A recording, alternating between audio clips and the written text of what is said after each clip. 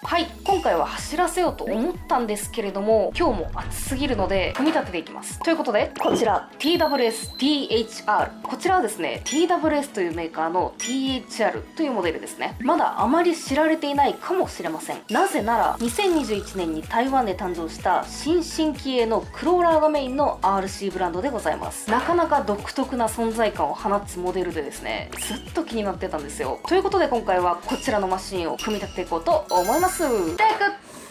パカッ出していこう。なんか海外のって RTR が多いからワクワクするね。ではまずなんかいっぱい入ってるから開けていこう。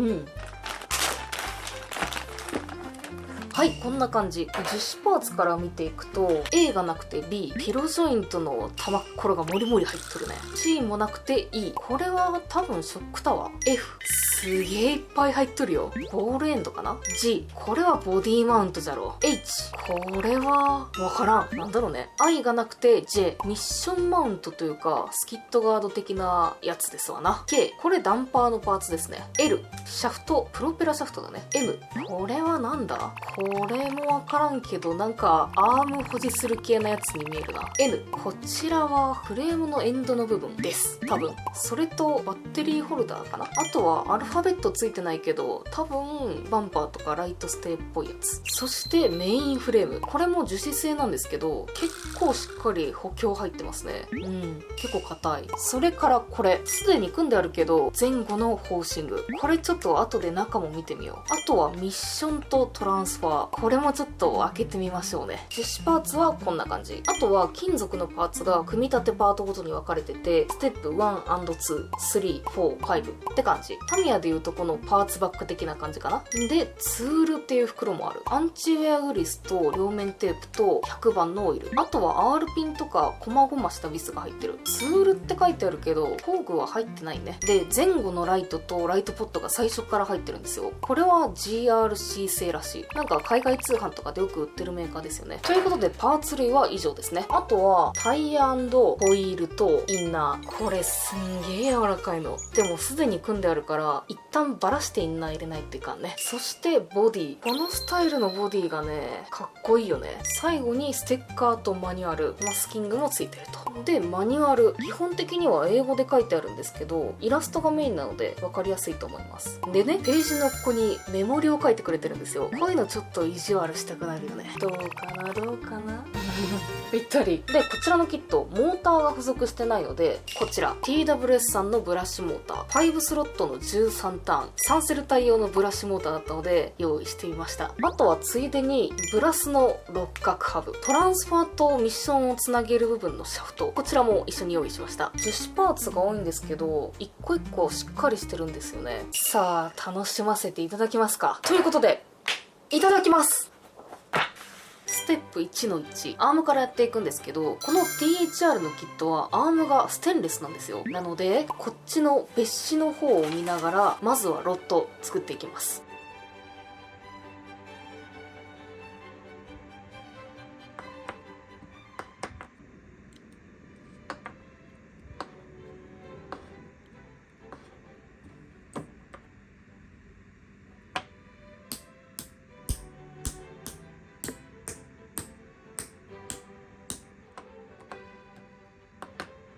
はい、これでロッドができました。一番大変そうな作業はこれで終えたでしょう。ということでここからででん、説明書では今から組み立てるっていう風になってるんですけど、このすでに出来上がったホーシング、こいつの登場ですね。で、気になるのでこのデフカバーだけ開けて中身見てみましょうかね。うわあ、すげえ、めっちゃかっこいい金属のデフついてる。完全ロックだね。すんごい綺麗でなんか丈夫そうな作りしてるね。いやー、これは余計。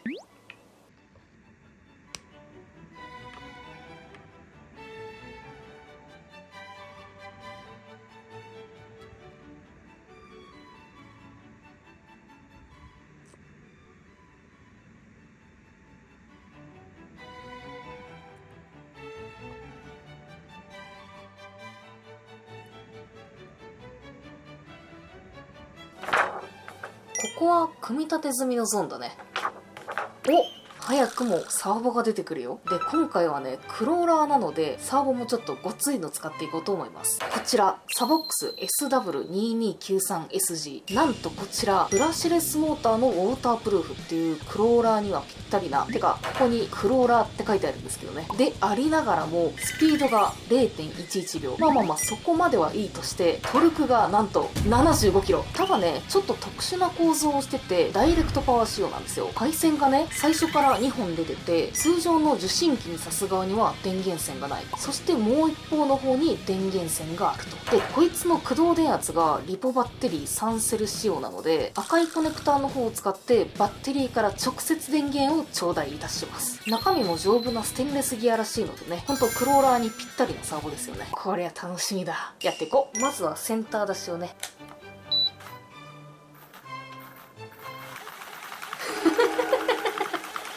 どこへ行こうというのだね。これすごない？めっちゃトルク強いね。乗せていこう。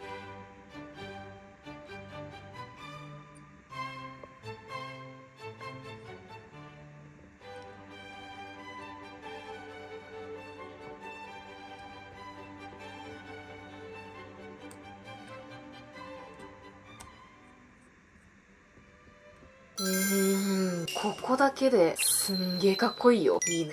じゃあ次、ここからステップ2に入りますね。アームは最初に作ったから、リアのロッド取り付けやっていこう。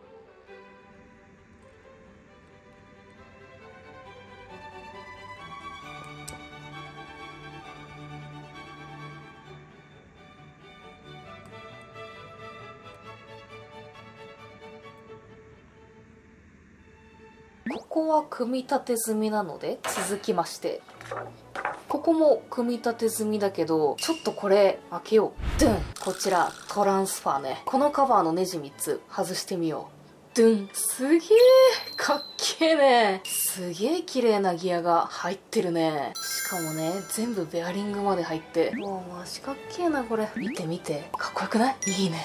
すんげえ精度だな。いや、これほんと作りがめっちゃいいね。じゃあ次のページ。これはミッション側だね。こっちこそ見たいよね。ドゥーン。こちらです。マジでミッションのベルハウジングみたいになってんだ。いきますよ。パカッ。まあ言うまでもなく、こちらもね、綺麗なギアですよ。じゃあメインディッシュいきますよ。パカッ。かっけー。これがね、私がこのマシンに興味を持った一番のポイントなんですよ。ここにね、スパーギアが見えてると思うんですけど、これを回すと、こんな感じでキャリアごと動いて、これをちょっと浮かすとね、こんな感じでギアがあるのよ。こんな感じ。なんと優勢ギアなんですね。よーく見ててくださいね。気持ちいい。たまらんね。いや、めっちゃいいわ。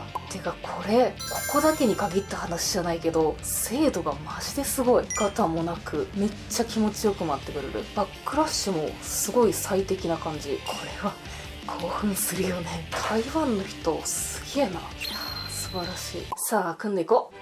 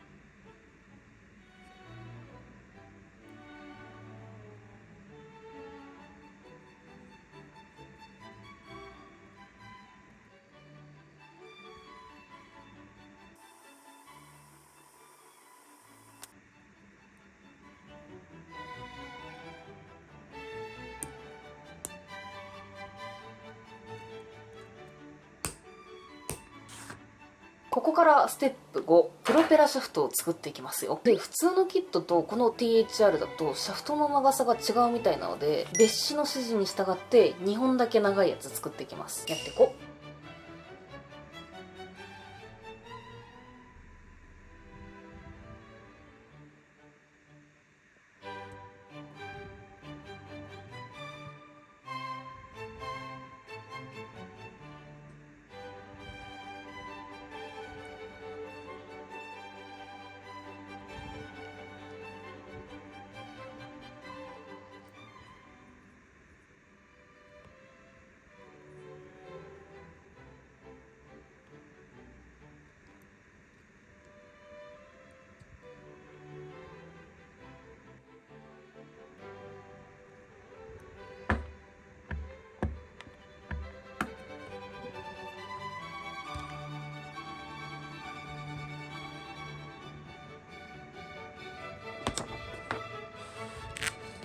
さあ、メインフレームが出てきますよ。いよいよここにね、ミッションとトランスファーを乗っけていきます。で、このジョイント、ノーマルの樹脂に代わって、オプションの金属に変えてやっていきます。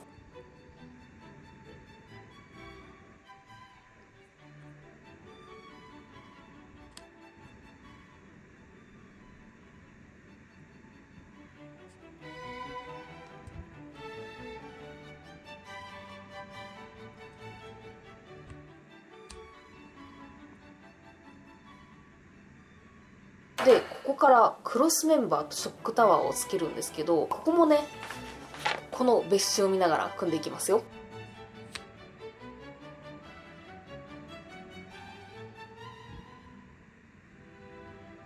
で、これはなんだ？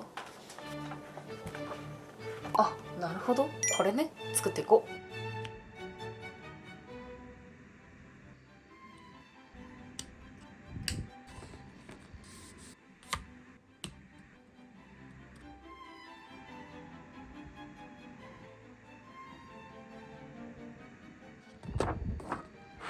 ここも別紙があるね。なんか一個パーツを多めに挟む感じ。やっていこう。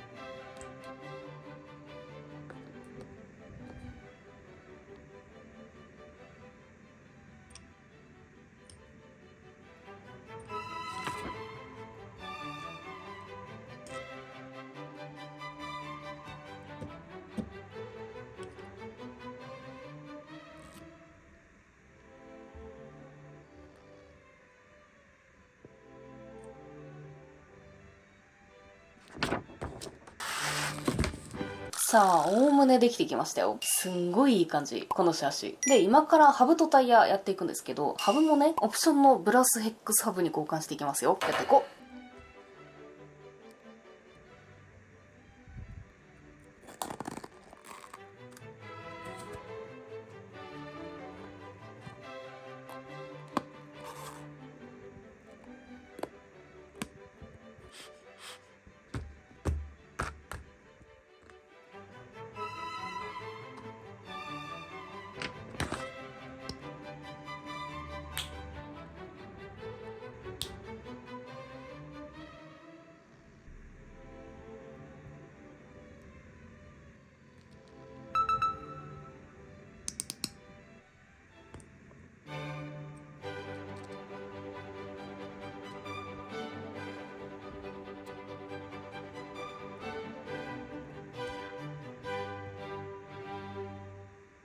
で、あとは最後にメカのせですよ。で、使っていくメカはこちら、ホビーウィングクイックランクローラーブラシド ESC。これもね、ずっと保管してあったやつなんですけど、気づいたら後継機種が出てて、今は WP1080G2 かな。ファンが搭載できるようになってたり、リアルタイムでドラグブレーキの調整ができたり、ベック強化されたりと、いろいろ機能が増えてグレードアップしてるみたいですね。こちらは古いモデルなんですけど、これのいいところはありがたいことに、プログラムカードが付属してたっていうね。でも機能的には現行モデルの方が圧倒的にいいかと思いますので、私もまた導入したいと思いますが、ひとまずはこれでいってみようと思います。ということで、ハンダしよう、ハンダ。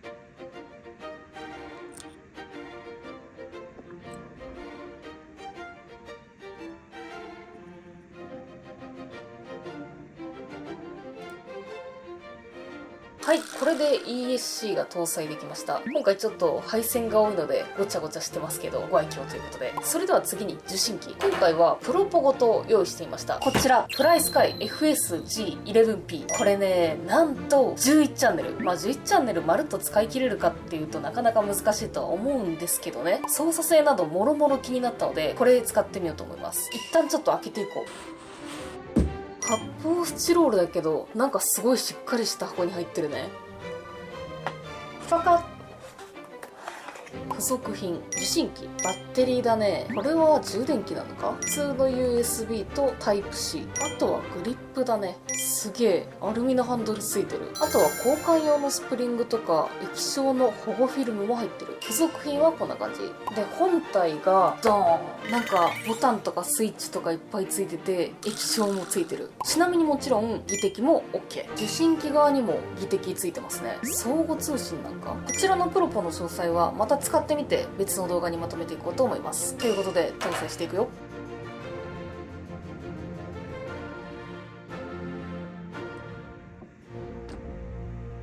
はい、できました。ここにボディをかっけー。カラーリング悩むね。ちょっと悪そうな感じに仕上げたいね。このマシンはね、すごいよ。組み立てながら感動の連続。足回りは前後4リンク式サスペンションで、クローラーとしては定番の構造ではあるんですけど、プラネタリーギアを採用したギア周りの構造面にワクワクしつつ、さらにステアリングがね、見てこの深いキングピンアングル。これが独特ですよね。実車だと打角に対して荷重のかかり方が変化することで、ステアリングのフィーリングだったりセルフステアに関わってくるんですけど、これの場合はその荷重変化そのものに重きを置いてるのかな。この角度が深いと操舵時に車軸が円弧を描きながら動くんですよね。そうすると例えば右に切った時の右タイヤが少し下がって車体を持ち上げようとしますね。それによって正面から見るとやや右上がりな姿勢になってコーナーウェイトが変化するんですけど、これだけアングルがついてるとかなり荷重が動くのではというですね、これがどう働くのかがもうめっちゃ楽しみですね。もちろんパーツの質感もすごく高くて看合もとってもスムーズ。今まで触った海外製 RC の中でもかなり上位に食い込んでくる好感触ですね。マジで気持ちよく組み立てを楽しませていただきました。これはいいね。ちょっと動かしてみようかな。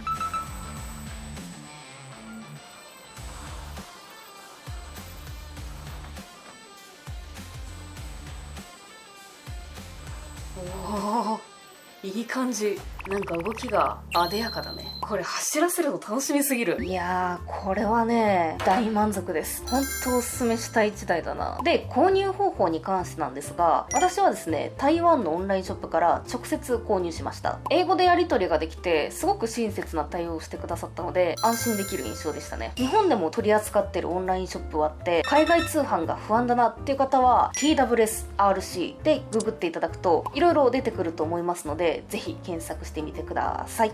いやー、楽しかった。これは早く走らせたいね。終わりー。